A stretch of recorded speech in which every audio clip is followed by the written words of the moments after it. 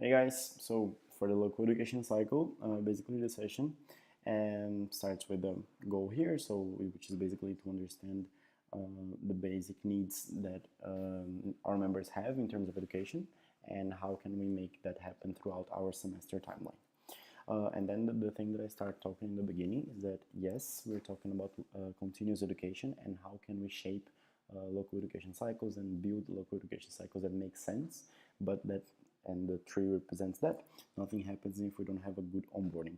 So onboarding is the process that starts the education cycle of our LC, and if that is not delivered well, we cannot do a good continuous education because this education will not fulfill the gaps, the right gaps, because the gaps that we actually have are much more basic than the ones we think we do. So the guaranteeing a good onboarding is like the basic part. So in this session we split into two things. So we talk about the journey of a member that starts in day zero when he joins the organization and goes all the way throughout his semester. And then we're going to talk about two different things, which are onboarding and education cycle. And then we make this connection. So onboarding is the process inside Get, which is kind of faking as a develop process because it's the final step of your recruitment process, but it's a crucial education step. And then education cycle is already inside develop. So they are part of different blocks in the TM processes, but they both have the same goal, which is making members more prepared.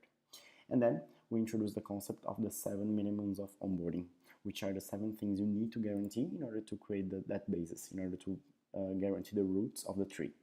The first one is the first impression. So everything related to what are the first impressions that members and new members are going to build about Isaac based on the first touch points that they have. So if the person that is going to interview them arrives late to the interview, that is going to create a first impression.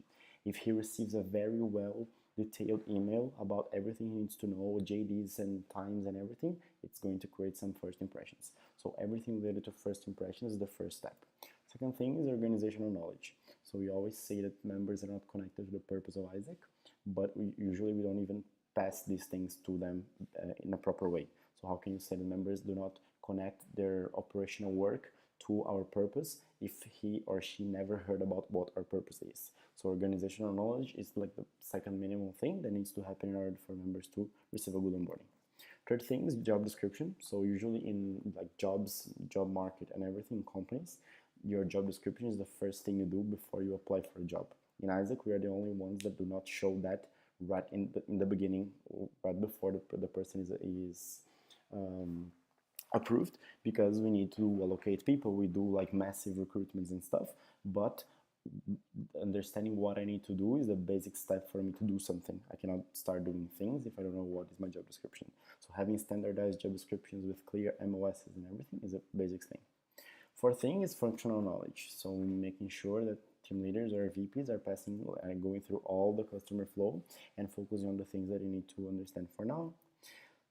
Fifth thing is conditions to work. So basically, giving all the conditions the member has to have in order to start working. That means allocating him on the CRM, allocating on Expa, having an Isaac email, understanding what is the routine of the LC. So how many times should I go to the LC? Is there a minimum of working hours that I need to have in the physical office? When is the LC meeting? What are the monthly commitments that I have with the organization? All these kind of things need to be aligned from the beginning. Then cultural fit. So okay, we have Isaac culture, but we have the LC culture. So what does it mean to be part of Isaac in Rome? What does it mean to be part of Isaac in New York City? So what is the behaviors that that a member in this LC has? And I need to understand these things. You cannot expect me to be very competitive because the AB wants the LC to be competitive if you never told me that I need to be competitive, or if you never engaged me to be competitive. And then seventh thing is to put things in practice. So a good onboarding only finishes when the members are ready to put things in practice and do everything they need to do by themselves. So basically, the first time the member follows the team leader on doing it, second time they do it together, third time team leader follows the member, fourth time the member does it alone. It only finishes when the member does it alone, and that's very important. So recapping everything, and then how are we guaranteeing that our members have the roots, and then put them to talk. Like they're probably going to focus on one or the other that they thought is more important or that they need to evolve the most, and then we open for some sharings on that. So what are the first thing that they got as ideas when you're talking about onboarding in that sense? And then we move on a timeline. So we're talking now about local education cycle.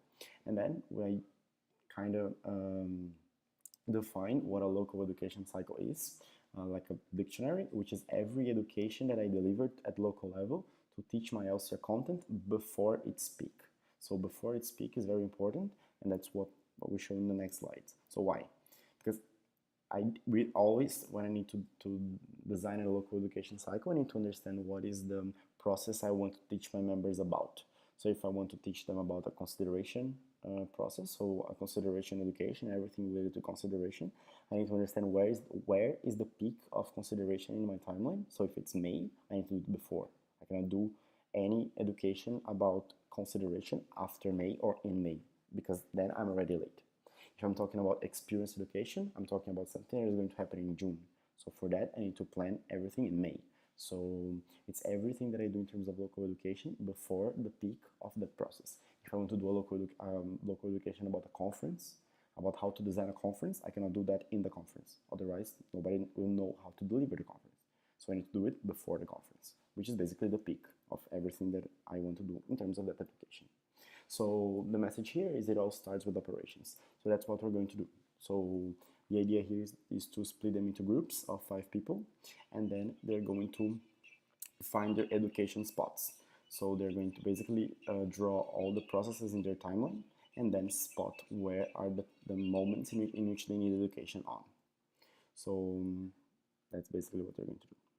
And then after that, you ask for some sharings and then you give them some tips. So before we finish this part, some tips about that. So basically, to do not invent new touch points in the calendar. So members already have a lot of touch points in the Elsevier. They have an Elsevier meeting, they have TOB meeting, they have team meeting. So to start using the touch points that already exist. If I want to start to give a sales training, I do not need to actually schedule it in an additional time. I can put half of the Elsevier meeting for a sales training, or I can add some time to the Elsevier meeting for a sales training, so that I insert education in my Elsevier routine and do not make it packed. Be creative. So like, where are members going? Do they like Instagram? Do they like Facebook?